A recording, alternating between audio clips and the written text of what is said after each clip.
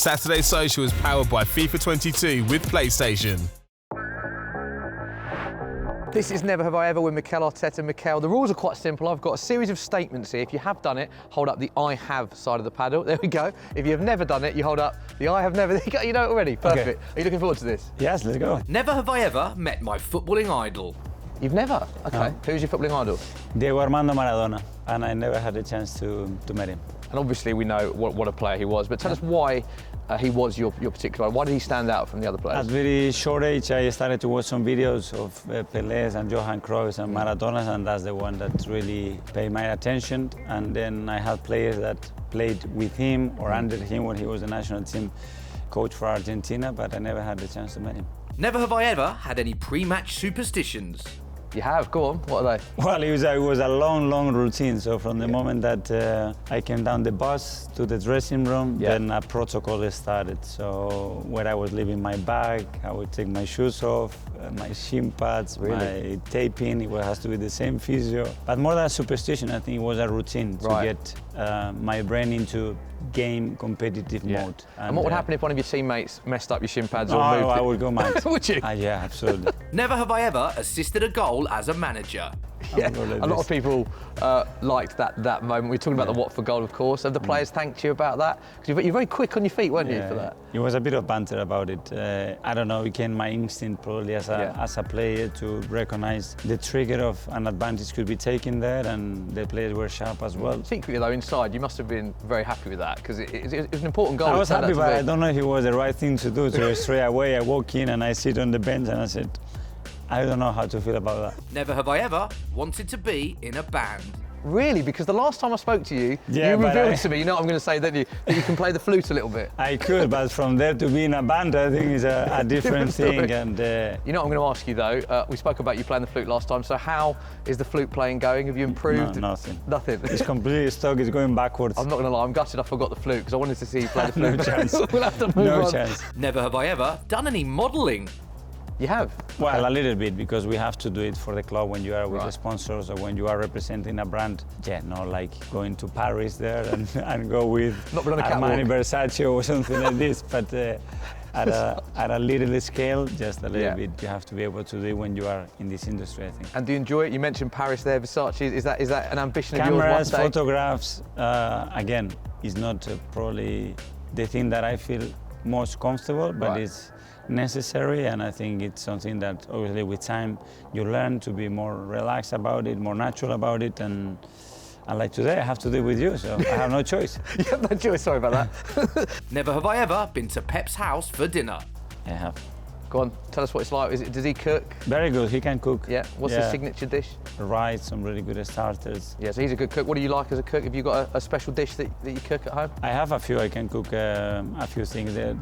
The thing that relaxes me more is when I'm cooking a barbecue. So the whole process of building the fire and doing that and taking time, the different meats and serving to people and having people around the barbecue and chatting and is what I enjoy most. It's quite a rainy and windy day here. How often do you get to barbecue in London? I do. I did one, when was that? 2 days ago. Did you? Yeah. It's freezing though. What you got? Next to the fire, Next to the fire, right, okay. Next to the fire, you are good. Never have I ever won the FA Cup as a player and a manager. Talk to us about that. I don't want to ask what was more special, because that's unfair. I imagine they were both incredible days, but how do they compare being a player and being a manager to winning that famous trophy?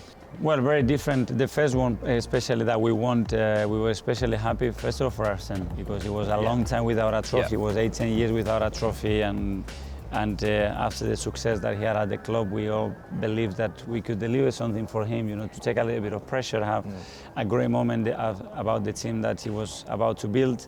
And that was really special as a manager, obviously, you know, to get, again, after a few years of not having any trophies, try to give some happiness to our supporters. It was something really nice, I think. Never have I ever coached more talented youngsters than now at Arsenal. Talk to us about the youngsters here, because obviously we've seen the stats, such a big contribution from so many young players at Arsenal. That must make you very proud as manager. I think it's the talent and the quality as human beings, and it's a really good mixture. with those talented players as well are related really with the DNA of the club, and they've been raised, educated here. I think it's something different because you can sense and feel that. It's great to try to condition, improve their lives, their career. It's very fulfilling, I think, for any coach.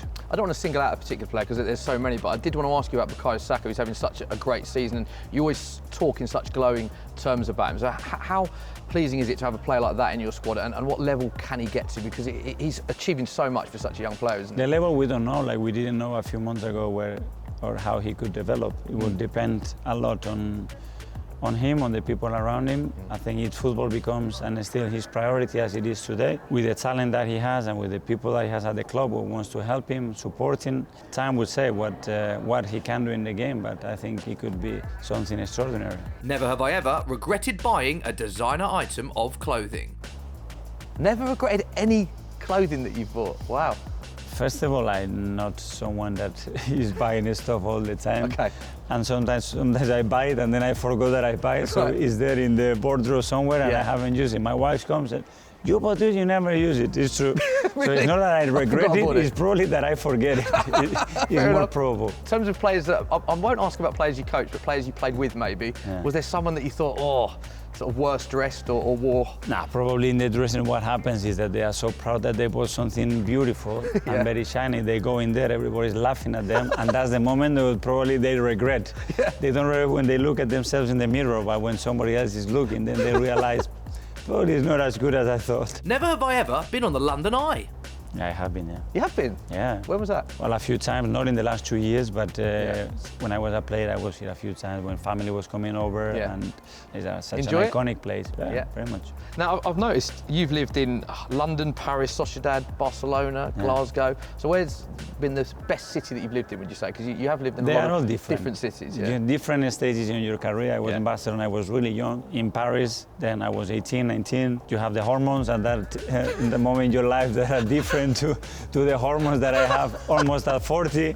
So every stage in your career, in your life, brings something different as a city, I think. Never have I ever been nutmegged by a player as a manager. Yeah, I have, I think. You have, go on. Yeah, they always try. Do they? Yeah.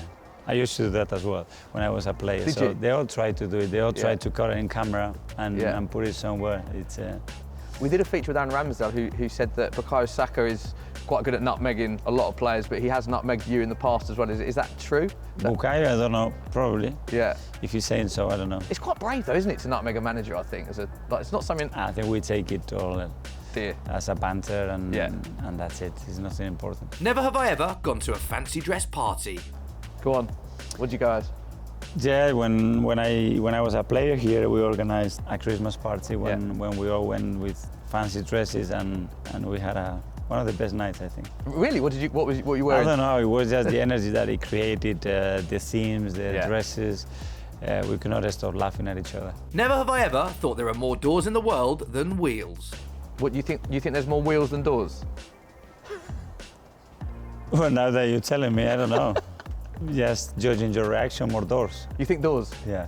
I think doors as well. Yeah? Yeah? I would say doors. We'll end it there. Mikel, really enjoyed that. Okay, Thank you very much for your time. Thank you so much. Top man.